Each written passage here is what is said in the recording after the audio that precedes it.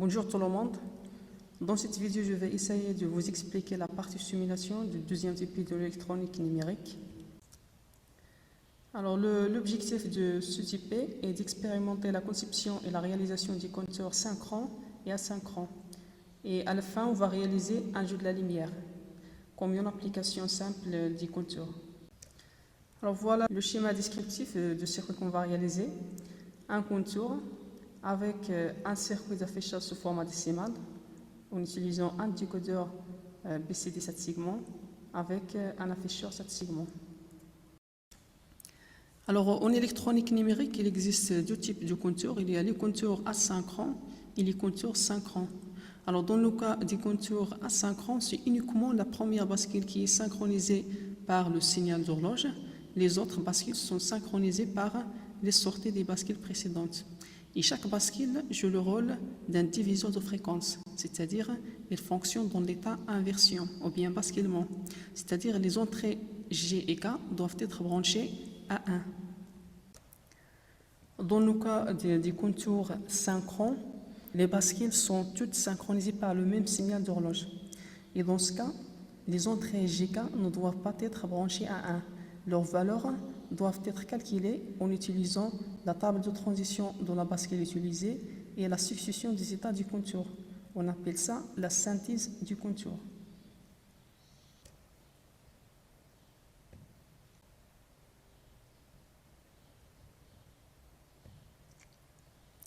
Alors pour les compteurs asynchrones, on peut les réaliser en utilisant soit des bascules GK synchronisées sur le front descendant ou bien soit des bascules GK synchronisées sur le front montant. Alors dans le cas de bascule GK synchronisées sur le front descendant, on peut réaliser un compteur ou bien pour réaliser un compteur, on doit synchroniser la première bascule par le signal d'horloge.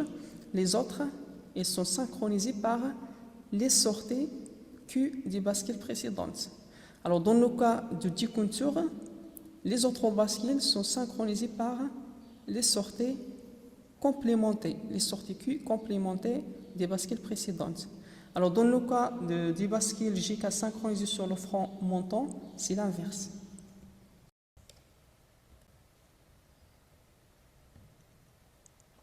Alors dans un premier temps, on va commencer par la réalisation d'un compteur asynchrone modèle 10 en utilisant des bascules GK à front descendant. Alors pour réaliser ce compteur, on va utiliser ce circuit intégré qui s'appelle 74 LS73. Alors c'est un circuit intégré qui contient deux bascules GK à front descendant. Alors on commence par la recherche de circuit sur Multisim. Alors place components. Alors il se fait de taper le nom dans le champ du navigateur de composants. Alors c'est 74 LS 73. Alors voilà le circuit. Alors je vais le placer ici.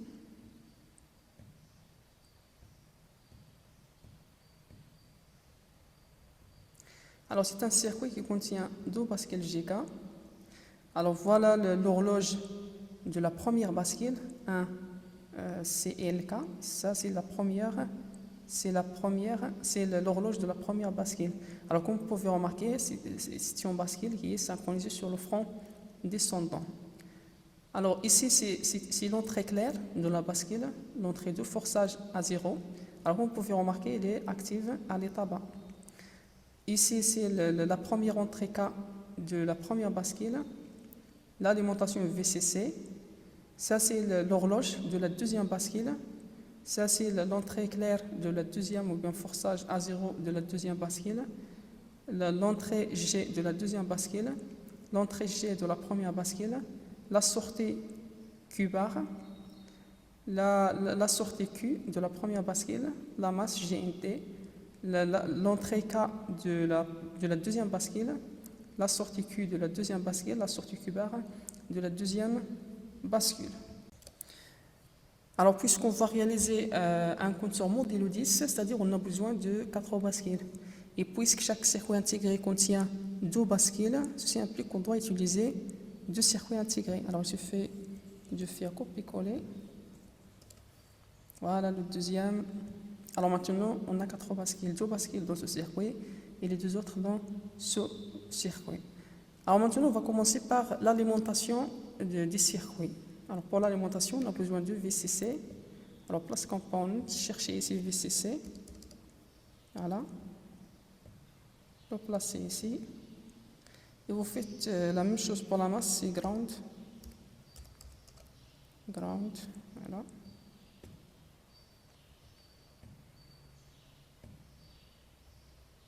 Ok. Alors maintenant, on peut commencer par le VCC. Alors VCC, voilà, je vais descendre un petit peu. Alors VCC, de la première bascule, c'est la broche 4. La même chose, c'est la broche 4. Et pour la masse,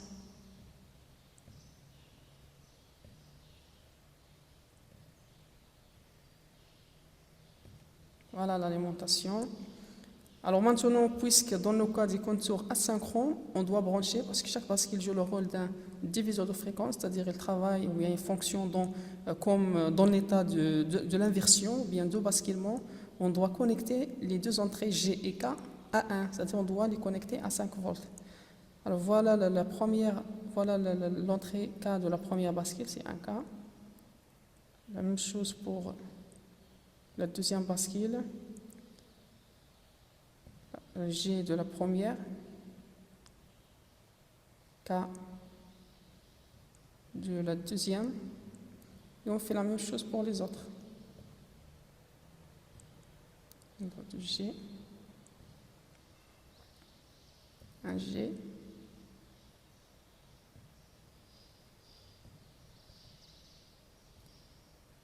et du K. Alors, dans un premier temps, on peut aussi connecter les entrées de forçage à 0, c'est-à-dire les entrées claires, à 5 volts. Alors, puisqu'ils sont des entrées actives à l'état bas, on peut les brancher à 5 volts pour les désactiver dans un premier temps. Alors, je fais la même chose pour la bascule 2, la bascule 3 et la bascule 4. Ils sont maintenant désactivés. Alors, si vous appliquez à ces entrées 0, vous allez mettre la sortie de la bascule à 0. Vous allez forcer la sortie de la bascule à 0. Alors, il nous reste maintenant le signal d'horloge. Alors, pour le signal d'horloge, vous allez utiliser Digital Clock. Alors, sur Multisim, utilisez le navigateur de composants et tapez dans le champ de recherche Digital Clock, voilà, Digital Clock. Placez-le quelque part. Et maintenant, vous pouvez brancher l'horloge à la première bascule uniquement, parce que ça, c'est un contour asynchrone. Alors, les autres bascules sont synchronisées par quoi? Parce que si on va réaliser un contour, et puisque nous utilisons des bascules afro-descendantes, c'est-à-dire pour réaliser un contour, on doit brancher les sorties Q et pas les sorties complémentaires, c'est les sorties Q à chaque entrée d'horloge de la bascule suivante. Alors pour la première bascule, il est synchronisé par le signal d'horloge. La deuxième bascule, ou bien la deuxième bascule, l'horloge de la deuxième bascule, on doit appliquer quoi? On doit lui appliquer la sortie de la première bascule. Alors la sortie de la première bascule, c'est Q. Voilà Q. Alors je dois appliquer cette sortie au signal d'horloge.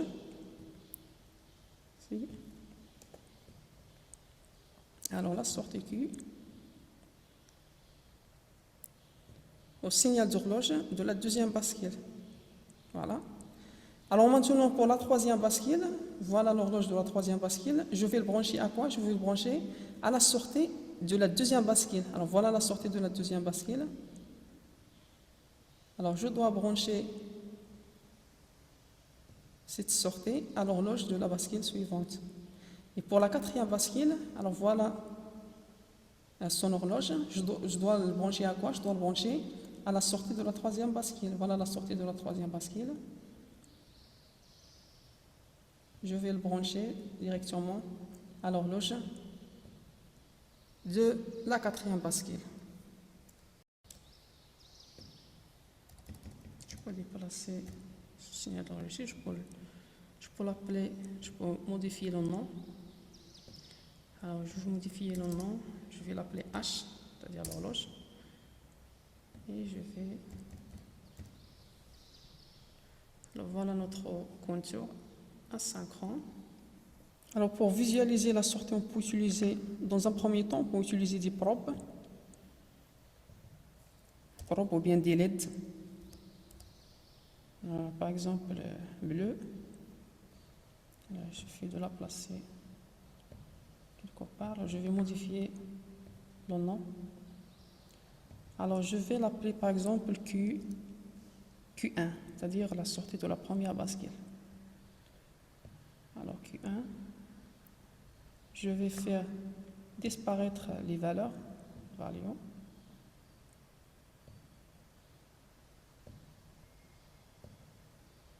Voilà, je vais faire une rotation. Rotation verticale.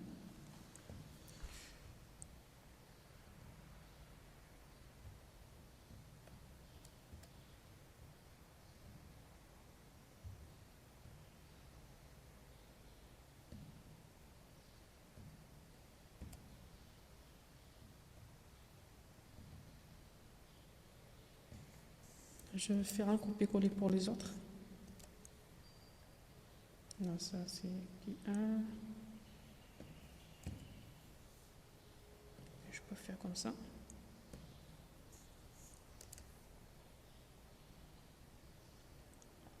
Ou bien comme ça, comme vous voulez.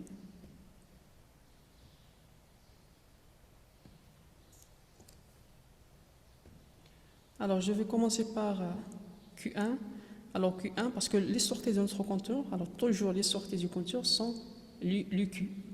Ils n'ont pas l'UQ complémenté, c'est l'UQ. Sortie Q. Alors, la première, c'est Q1 de la première bascule. Alors, c'est ici. Pour la deuxième, alors voilà la deuxième. Je peux faire comme ça.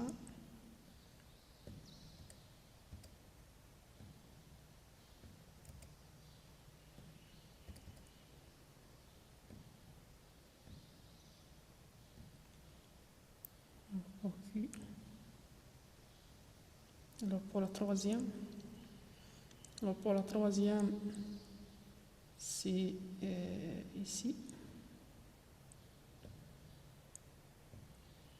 Voilà la quatrième. Alors maintenant, pour faire un test, on doit cliquer sur un. Alors comme vous pouvez remarquer, le comptage se fait d'une façon très vite. D'accord? Alors on doit réduire la fréquence d'horloge. Alors on doit modifier cette fréquence parce que ici on a 1 kHz. C'est une fréquence très élevée pour un être humain. Alors on va utiliser par exemple une fréquence de 10 Hz. Cliquez sur OK. Et maintenant pour cliquer sur 0, 1, 2, 3, 4, 5, 6, 7, 8, 9, 10,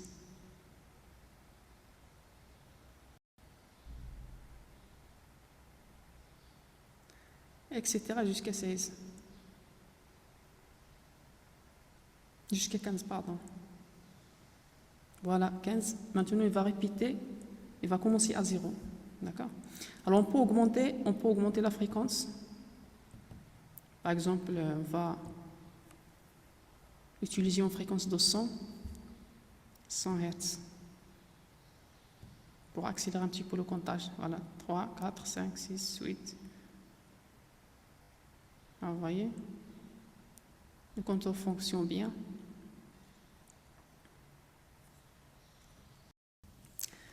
Alors attention s'il vous plaît, parce que dans la simulation, cette fréquence d'horloge n'est pas vérifiée. C'est-à-dire même si vous spécifiez ici une fréquence de 100 Hz, le compteur ne fonctionne pas à cette fréquence. Parce que s'il fonctionne à cette fréquence, on ne peut pas le voir avec l'œil. Parce que 100 Hz, c'est une fréquence très élevée pour l'œil d'un être humain. D'accord? Alors c'est ça le rôle de la pratique. Parce que dans la pratique, la fréquence elle est vérifiée. C'est-à-dire le compteur fonctionne exactement à la fréquence donnée par le signal d'horloge. Alors qu'ici, non, dans la simulation, il n'est pas vérifié. Il faut faire attention à ça. Alors pour afficher le résultat sur format décimal, on doit utiliser l'afficheur 7 segments. Alors on va utiliser le circuit que nous avons réalisé dans le TP1. Je vais prendre uniquement cette partie. Voilà, je vais faire un copier-coller. Et je vais réduire un petit peu ce circuit pour avoir d'espace. Alors maintenant, je peux faire coller ici. Alors on a besoin d'un peu d'espace, je vais réduire un petit peu. Alors maintenant, je peux brancher directement les deux circuits.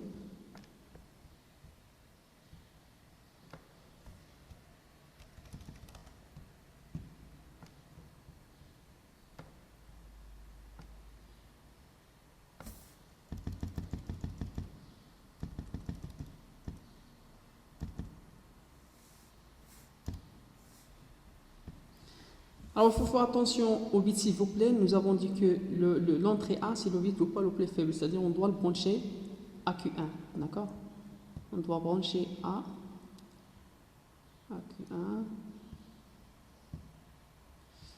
et B à Q2.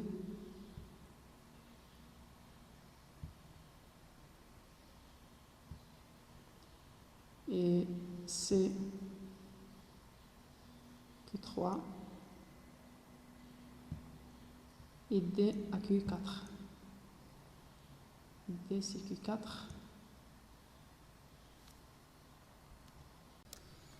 Alors maintenant pour faire le test, pour cliquer sur le bouton Run. Alors voilà le compteur fonctionne bien. Alors cette partie on ne peut pas l'afficher sur l'afficheur parce qu'il dépasse la valeur 9. Alors c'est pour cela on va essayer maintenant de réaliser un compteur modello 10 parce que ça c'est un compteur modello 16. D'accord? Il compte de 0 jusqu'à 15. Alors on doit limiter la séquence du comptage à la valeur 9 pour que l'on puisse l'afficher sur l'afficheur 7 segments. Alors le compteur précédent, c'est un compteur modello 16 parce que nous avons utilisé 4 bascules. D'accord? Alors pour le rendre un compteur modello 10, il se fait de détecter la séquence ou bien l'état 10. Alors une fois qu'on a l'état 10, on doit initialiser toutes les bascules à 0 pour que le compteur puisse recommencer de 0. Alors pour détecter l'état 10, il se fait de détecter quand est-ce qu'on a Q4 égale à 1 et Q2 égale à 1. Et pour initialiser toutes les bascules, il suffit d'utiliser les entrées de forçage à 0, clear. Alors puisque les entrées de forçage à 0 sont actives à l'état bas, on va utiliser une porte NAND, on va brancher ces deux entrées à Q4 et à Q2 et ça sortait aux entrées, les entrées de forçage à 0 de toutes les bascules. Alors une fois qu'on a les deux entrées, une fois que les deux entrées sont égales à 1, la sortie de la porte NAND égale à 0 qui permet de forcer toutes les bascules à 0. Alors pratiquement, on ne peut pas trouver une seule porte NAND. Ce qu'on trouve, c'est un circuit intégré qui contient 4 portes NAND. Alors le nom du circuit, c'est 74LS00. Mais dans la simulation, rien n'empêche d'utiliser une seule porte NAND. Alors la référence est 74 LS0. On doit cliquer sur All Group et All Family. Alors voilà, alors vous pouvez utiliser soit un circuit intégré qui contient 4 portes NAND, soit dans la simulation, vous pouvez utiliser une seule porte NAND.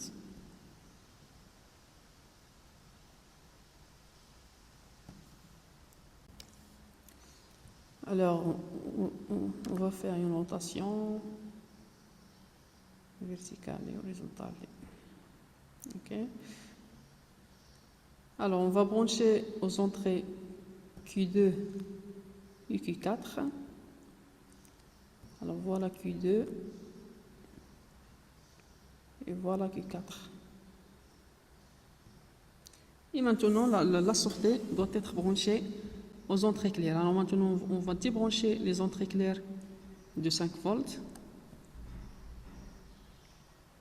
Toutes les entrées des bascules, toutes les entrées claires.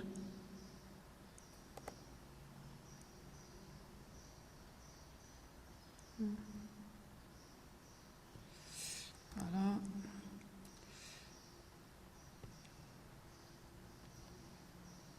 Les autres ici. La même chose pour les autres clairs. On va brancher la sortie de cette bascule, de cette porte, à ces entrées. On fait la même chose pour les autres bascules.